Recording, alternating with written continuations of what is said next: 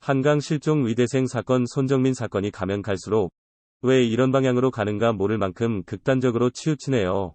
전국민적 관기를 보는 듯한 한강 손정민 사건. 심지어 이번에는 손정민 귀신이 나타났다 하는 말도 나왔는데요. 아니 요즘 같은 21세기의 귀신이라니. 아무리 젊은 나이에 요절 억울하게 죽었다지만 참 사람들 귀신 이야기 좋아하는구나 싶었는데요. 귀신이라는 사람들 주장은 이러합니다. 친구 A 군 측 변호사들이 나오는 스피스 화면에 귀신이 잡혔다고요. 기자 뒤로 사람 얼굴이 보여서 깜짝 놀랐다. 처음엔 안 보이다가 딱 그 시간대만 얼굴 형상이 보인다. 라는 주장. 스타벅스 가방 아니냐 하는 말도 그때 이미 나왔거든요. 그럼에도 스타벅스 세일엔 얼굴과는 좀 다르다. 영상 멈춰 확대해보고 깜짝 놀랐다. 라는 주장을 거듭. 일반인들도 그렇고 유명 유튜버들도 그 소리 하고 있더라고요. 에휴 하다하다 영혼설까지 등장. 손정민 군 영혼? 키키읒.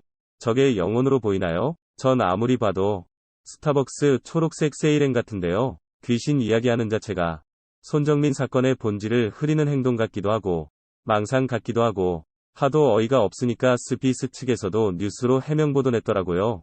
사람 얼굴이 보인다고 주장하지만 이는 당시 취재진이 갖다 놓은 커피 전문점 봉투가 비치 것이었습니다. 라고요. 키키읒. 아니 사이렌이 언제부터 한국인 원혼이었나요 키키읒.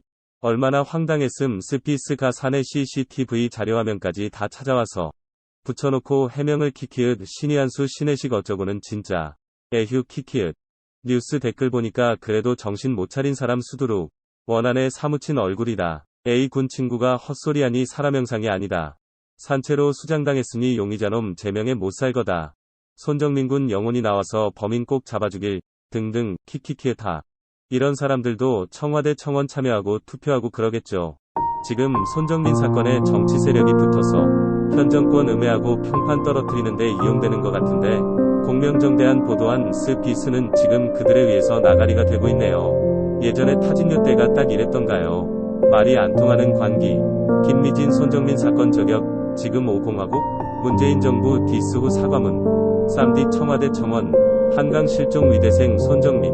살해당한 것. 인스타 스토리.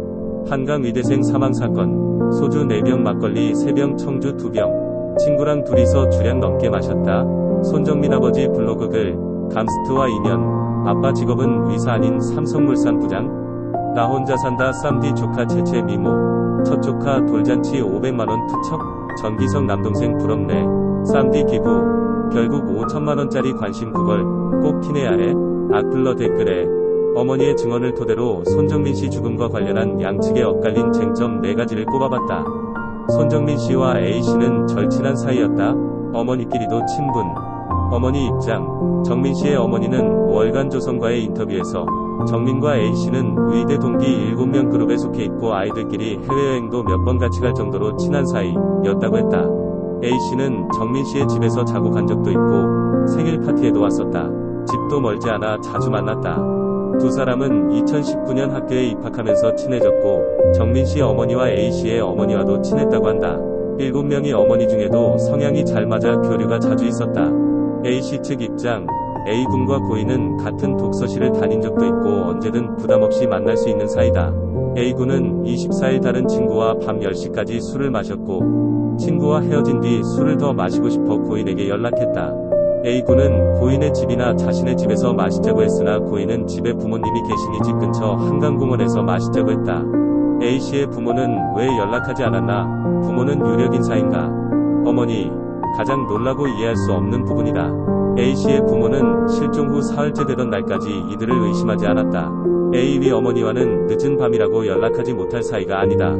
A가 사건 당일 오전 3시 37분에 A의 부모에게 전화를 했다고 했는데 그 이야기를 숨겼다. 만약 그때만 우리 부모에게 연락을 해줬더라도 정민이는 살 수도 있었을 것이다. A씨 측. 구체적 경위를 숨긴 게 아니라 만취로 인한 블랙아웃으로 제대로 기억하는 게 별로 없어 실제로 잘 알지 못하는 상황이다. 우리 역시 객관적 증거가 최대한 확보되기를 애타게 기다리는 입장이었다. 어떻게 고인의 휴대전화를 소지하고 있었는지도 전혀 기억하지 못한다. 이를 사용한 기억도 없다. 가족 중 수사기관, 법조계, 언론계, 정재계 등에 속한 유력 인사는 일절 존재하지 않는다. 어머니도 결혼 후 지금까지 전업주부다. 신발은 왜 버렸나? 어머니, A일이 엄마에게 아이들 놀던 장소를 지도에서 표시해줄 수 있느냐, 통신사를 통해 A일이 휴대폰 위치를 추적할 수 있느냐 정도의 연락을 했다. 실종 다음날 A일이 부모와 만나 사건 당일 이야기를 들었고 27일 오전 현장을 보고 싶다고 했더니 아이는 없이 부모만 나왔다. 신발에 대해 물었더니 바로 버렸다는 답이 나왔다. A씨 측, 실종 당시 A가 신었던 신발은 낡았고 밑창이 닳아 떨어져 있었으며 토사물까지 묻어있어 다음날인 26일 A씨 어머니가 모아뒀던 다른 쓰레기와 같이 버렸다. 당시 A의 어머니는 사안의 심각성을 잘 모르는 상황이었고 신발 등을 보관하라는 말도 듣지 못했기에 크게 의식하지 않았다. 최면 수사 당시 왜 변호사를 대동했나?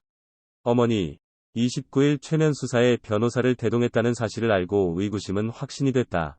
더는 연락할 마음이 사라졌다. 아이 장례 4일째 되던 날 새벽 1시 30분에 A가 작은 아버지를 대동해 무례하게 장례식장을 방문했다. 다음날 A의 아버지에게 문자가 왔지만 답하지 않았다. 변호인은 A의 아버지, 작은아버지와 친분이 있어서 사건을 맡고 있다고 알고 있다. A씨 변호인인 정병원 변호사가 대표로 있는 회사는 원앤파트너스, 모 회사 대표는 고위공직자 출신이다.